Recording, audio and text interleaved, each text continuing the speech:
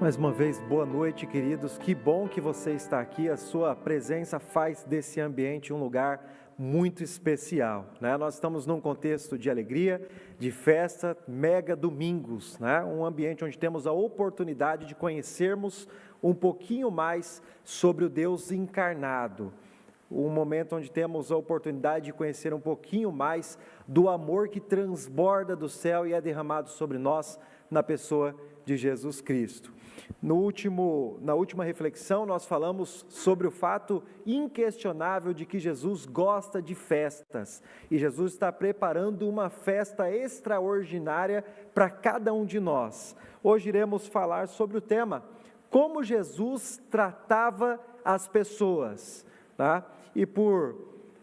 E naturalmente, né, por implicação, como Jesus trata as pessoas, como Jesus lida com as pessoas.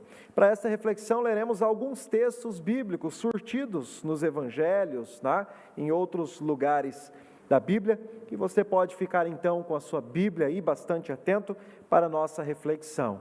Ao lermos a Bíblia, nós somos informados de maneira subjetiva que Jesus foi alguém extraordinário, né? Extraordinário na sua maneira de enxergar a realidade, de perceber o mundo, extraordinário na maneira de fazer, de compor teologia, de interpretar o texto bíblico, extraordinário em suas ações, né, em seus feitos brilhantes, e também Jesus foi extraordinário em inovar a maneira de lidar com o seu semelhante, de lidar com o seu próximo. Na enormidade, né, do ministério de Jesus, um ministério muito amplo, e também na grande quantidade de ações que qualificam este ministério, seria impossível esgotar, trabalhar com especificidades, com detalhe, com riquezas de detalhes, todas as formas como Jesus tratava as pessoas. E por isso, eu selecionei 5 aspectos, 5 pontos sobre a vida de Jesus no seu trato, na maneira como ele lidava com o seu semelhante. Essa seleção não tem uma estrutura de valores, ela não está organizada do mais importante para o menos importante. Não poderia dizer também que essas são as abordagens ou os pontos mais relevantes na maneira como Jesus lidava com as pessoas, mas são aquelas que me impressionam, são aquelas que atraíram a minha atenção durante as reflexões no ministério de Jesus. Então vamos lá, seguindo esses 5 pontos da forma como Jesus tratava as pessoas. Em primeiro lugar, Jesus tratava as pessoas com amor, e um tipo de amor incondicional. Aliás, um grande missionário, né, e pregador, conferencista de fama internacional chamado Paul Washer, ele diz que o amor incondicional é uma das principais e mais relevantes características de Jesus. Jesus é assim, alguém que ama incondicionalmente, alguém em quem o amor transborda, encharca, molha aqueles que estão à sua volta. Jesus costumava dar tempo e atenção às pessoas. E nós vemos nos evangelhos, em sua movimentação, Jesus constantemente, frequentemente, sendo interrompido, sendo pausado e convidado a dar atenção às pessoas. Isso me chamou a atenção porque no mundo em que nós vivemos, um mundo onde todos nós temos uma vida intensa, corrida, uma agenda encharcada de atividades, nós temos pouco tempo para dispensarmos, para darmos às pessoas. Até cunhei um termo, uma expressão, né, de forma superficial, apenas para nomear a ideia que eu quero trazer nesse momento, que é uma teoria, a teoria do acesso. Nessa teoria do acesso, eu percebo que no mundo em que vivemos, quanto mais elevado o status social de um indivíduo, menos tempo ele tem para dar ao próximo. Quanto mais alta a condição, a posição, o lugar que alguém ocupa, socialmente falando, quanto mais próximo do topo da pirâmide, da estrutura, menos tempo as pessoas têm. É como se houvesse uma proporcionalidade inversa. Mais importante, menos acessível. Mais importante, menos acessível. Isso ocorre em todos os lugares da nossa vida, nas empresas que trabalhamos, nas instituições que frequentamos, nos lugares, comércios, isso ocorre. Agora me chama a atenção o fato de que Jesus não é nada menos do que o Deus encarnado, um Deus que conduz e um Deus que dirige um universo de extensão e complexidade inimagináveis, o Deus que se assenta no trono soberano do universo, mas que Ele para todas as suas atividades para dedicar tempo e atenção a um leproso, a uma mulher, a alguém que está precisando de cura, de cuidado, de carinho, de afeto. Ele pausa suas atividades, ele estilhaça aquilo que eu chamei de teoria do acesso, ele inverte a pirâmide com a qual estamos acostumados a lidar, a vivermos, aquela que já está internalizada em nós, já faz parte de nossas sinapses, da nossa maneira de pensar. Ele inverte a estrutura dos valores e mostra que o ser humano é mais importante do que qualquer coisa. Há um livro muito breve intitulado A Brevidade da Vida. O livro é muito breve também, o filósofo Sêneca, ele vai dizer que o tempo é aquilo ou é o mais, ou é um dos elementos mais importantes, substanciais da vida e da existência humana. Porque todas as coisas podem ser reconquistadas. Tudo que nós perdemos, nós podemos alcançar novamente. Nada está tão distante de nós que não possa ser reconquistado, atraído de volta. Mas uma vez que perdemos tempo, o tempo nunca mais pode ser readquirido. Então Sêneca, ele mostra de certa forma como a sociedade humana não percebe elementos que estão substanciais como o tempo. Assim, o tempo é um dos elementos de maior preciosidade na vida humana. Porque quando decidimos gastar tempo com alguém, aquele tempo nunca mais será retornado a nós, nunca mais o teremos de volta. Gastar tempo com as pessoas é uma expressão de amor.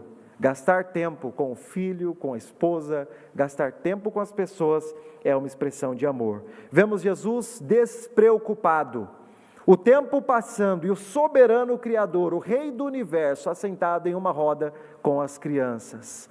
Vemos Jesus gastando tempo com aqueles que não tinham nenhum significado, nenhuma projeção, nenhuma importância na sociedade judaica do primeiro século. Jesus é alguém que ama incondicionalmente. Para ele, cada alma era única, cada ser era especial. Em sua sensibilidade, na maneira de perceber a vida humana, Jesus, ele lê o mundo oculto por detrás dos olhos de alguém, o universo de informações em cadeias intrincadas de emoções, alegrias, tristezas, fracassos, felicidades, realizações, frustrações, e ele percebe a unicidade, no sentido de que cada indivíduo, cada ser é único em todo o universo. Todas essas coisas estão condensadas em uma única pessoa. E Jesus, em sua sensibilidade, como divino e soberano do universo, ele percebe isso. Como cada um de nós temos uma história única, como cada um de nós somos exclusivos e singulares no universo. E ele dedica atenção ao ser humano. Ele é alguém que tem amor incondicional.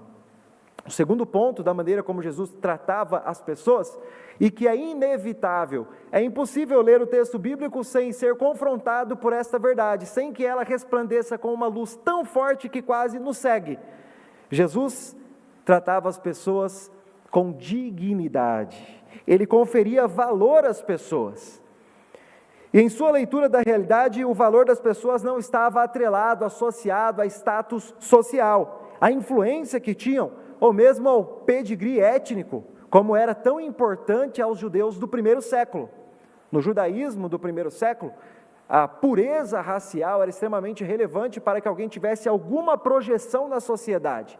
Mas Jesus não valorizava nada disso. Ele valorizava as pessoas por aquilo que elas eram de maneira imutável e também de maneira inerente. E o que eram as pessoas, da perspectiva de Jesus? As pessoas são filhas e filhos de Deus. É isso o que elas são.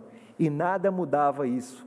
Nada mudava ou ofuscava esse conceito na mente de Jesus. Em sua imaginação, em sua consciência teológica, este era o primeiro fato sobre os seres humanos. São filhos de Deus. E isso coloca os seres humanos em um status de maior dignidade do que somos tratados normalmente. Somos filhos de Deus.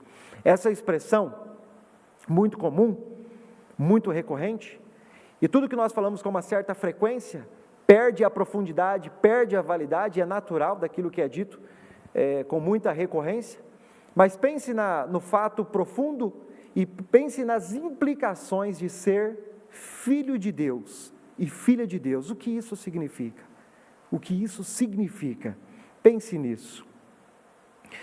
O teólogo John Stott, já falecido, fez uma observação, especialista na teologia do Novo Testamento, mas também um observador criterioso e profundo da realidade.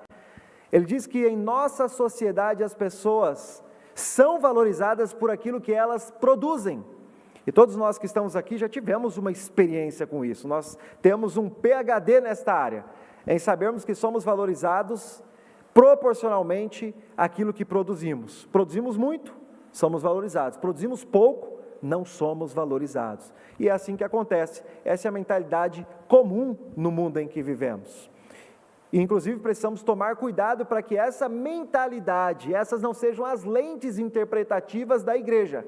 Olharmos as pessoas por aquilo que elas têm a oferecer. Então, o John Stott, ele diz assim, que é justamente por este fato que as crianças e os idosos não são valorizados, não são respeitados, inclusive a sua opinião não surte efeito na discussão. É exatamente por isso, porque as crianças e os idosos, nas palavras do John Stott, eles não produzem, e quem não produz não tem voz no diálogo. Agora, observando Jesus e a maneira como ele lida com as pessoas, percebemos que Jesus não está preocupado com aquilo que as pessoas têm a oferecê-lo.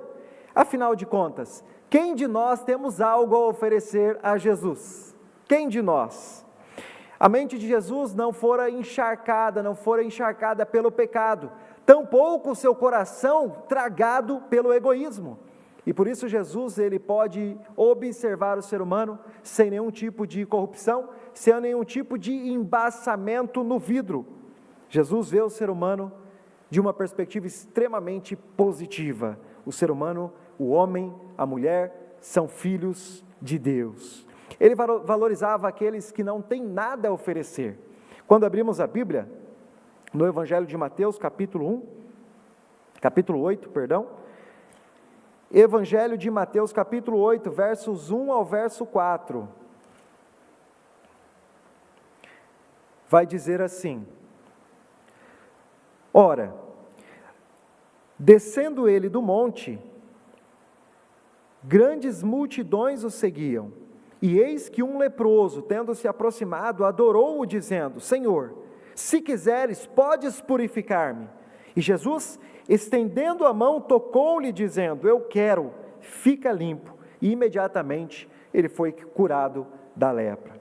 Esse texto chama muita atenção, porque a lepra era considerada uma das doenças mais terríveis da época. Nós tivemos uma certa experiência, nós estamos tendo uma certa experiência que pode ser aludida para percebermos a intensidade do problema aqui. Se você, por exemplo, souber que alguém está com o coronavírus, você provavelmente não vai à casa dessa pessoa. E mesmo que essa pessoa venha conversar com você, você vai de alguma forma se esquivar dela. Porque nós sabemos a gravidade da doença e sabemos que ela é contagiosa. Era mais ou menos isso que se pensava sobre a lepra. Entretanto, talvez numa profundidade um pouco maior, um pouco mais intensa. A lepra era uma doença contagiosa. Na mentalidade judaica, os leprosos poderiam passar essa doença para você. O simples incindir da sombra de um leproso sobre você poderia contaminá-lo. Os leprosos eram isolados, abandonados, deixados para morrerem às mínguas, aos poucos, sofrendo as consequências terríveis de uma doença dolorosa. Aqui está Jesus diante de um leproso. E o curioso é que ele não cura o leproso para então tocá-lo, mas ele toca o leproso para curá-lo. O toque vem a priori. mostrando, Jesus está deixando claro, evidente, que não importa se você tem lepra. A lepra, inclusive no texto bíblico, é associada ao pecado. Não importa a gravidade, a intensidade do pecado, não importa as suas condições, você é digno, merecedor, aos olhos de Jesus, do toque divino. Essa era uma das formas como Jesus tratava as pessoas. Aos marginalizados, ele trazia para o centro do convívio social. Aos desesperançados era incendido, projetada luz, vida e uma nova perspectiva sobre o futuro. Presume-se que aqueles, então na leitura do Evangelho, presumimos que aqueles que não têm nada, não têm com quem contar, eles têm Jesus. Eles podem contar com Jesus, que prometeu nunca abandoná-los. As mulheres que eram tratadas de uma maneira diferente na cultura judaica, tem alguns textos, claro que talvez essa não seja uma tradição uniforme, totalmente, absolutamente abrangente nos tempos de Jesus, mas alguns pensadores, rabinos, líderes do primeiro século, tinham a ideia de que as mulheres eram inferiores, e isso, claro, não é uma ideia absoluta, mas alguns rabinos, alguns líderes tinham essa ideia. Alguns orientavam que não se devia falar com uma mulher, conversar com uma mulher. Um grupo mais radical, de acordo com Joaquim Jeremias, estudioso do rabinismo do primeiro século e cultura judaica, ele vai dizer assim que não era para conversar com uma mulher, nem mesmo se ela fosse a sua mulher. E aí eu não sei como se dava o diálogo dentro do contexto conjugal no primeiro século. Algumas orações que eram redigidas diziam mais ou menos assim: Senhor, obrigado porque eu não sou gentil, obrigado porque eu não sou pagão, e obrigado porque eu não nasci mulher. O nascimento de um filho era desejado, o das mulheres nem tanto assim.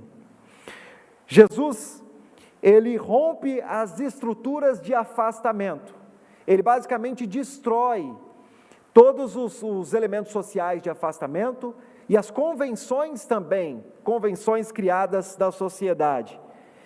Quando esses elementos sociais, quando esses elementos e convenções são muros que afastam as pessoas da presença divina. No Evangelho de João, capítulo 3, nós temos um exemplo, capítulo 4, perdão, nós temos um exemplo muito bonito e muito claro a respeito disso.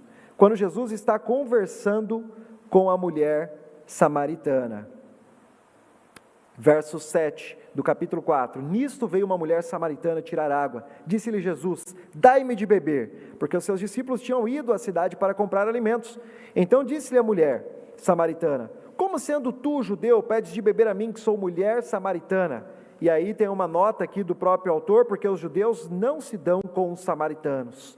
E olha o que Jesus diz: replicou-lhe Jesus: se conheceras o dom de Deus e quem é que te pede, dai-me de beber, tu lhe pedirias e ele daria água viva. Percebemos aqui o preconceito, nota-se o preconceito pressuposto na fala da própria mulher. Ela diz: eu sou mulher e samaritana, como você, sendo judeu, vem pedir de beber a mim?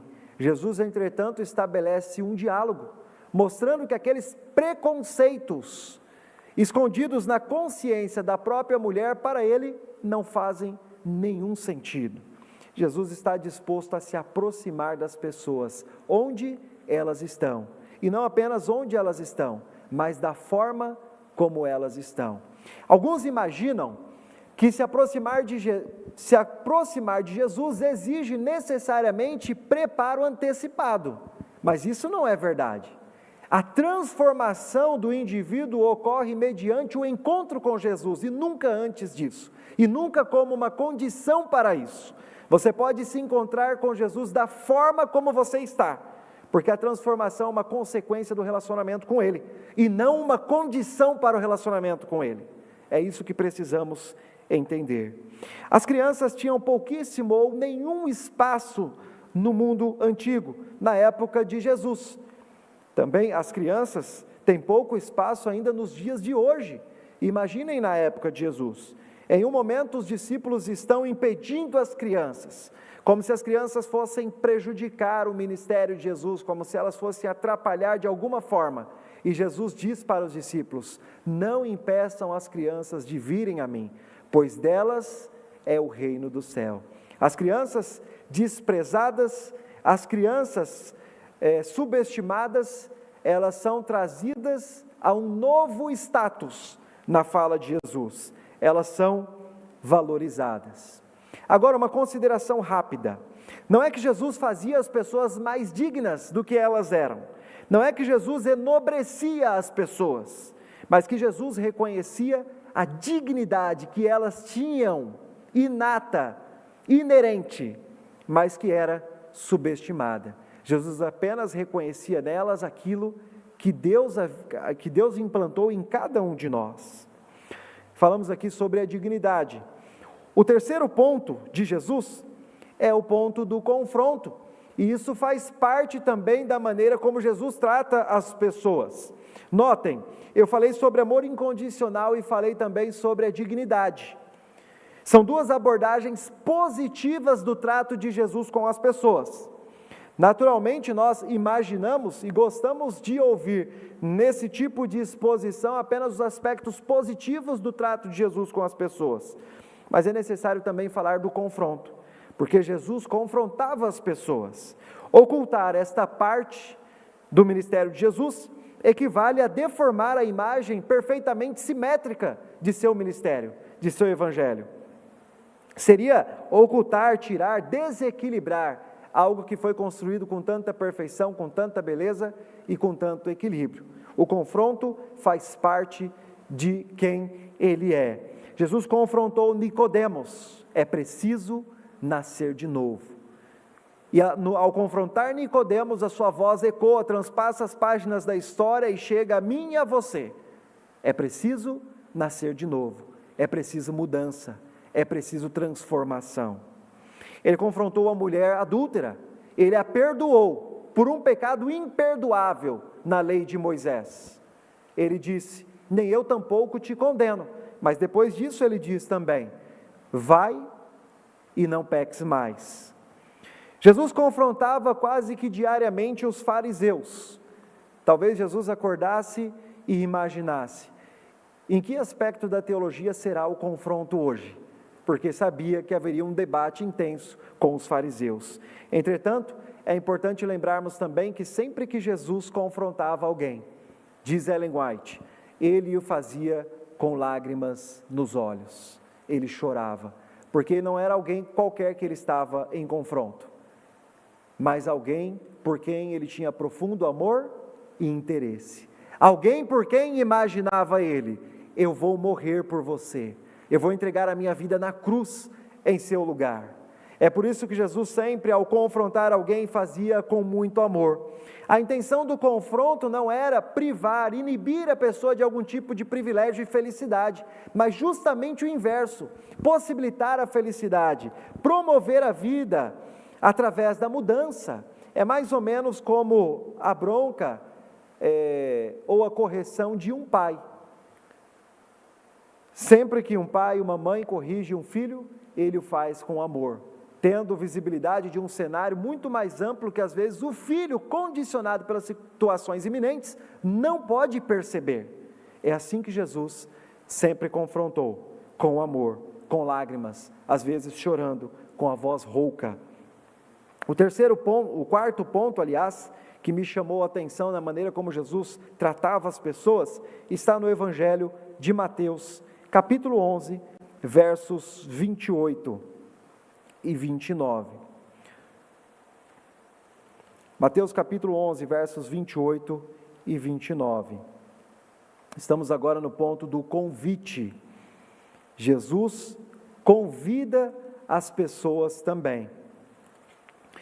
Ponto do convite, Mateus capítulo 11, versos 28 e 29, ele diz: vinde a mim, todos os que estão cansados e sobrecarregados, e eu vos aliviarei. Tomai sobre vós o meu jugo, aprendam de mim, porque sou manso e humilde de coração. Em mim achareis descanso para a vossa alma.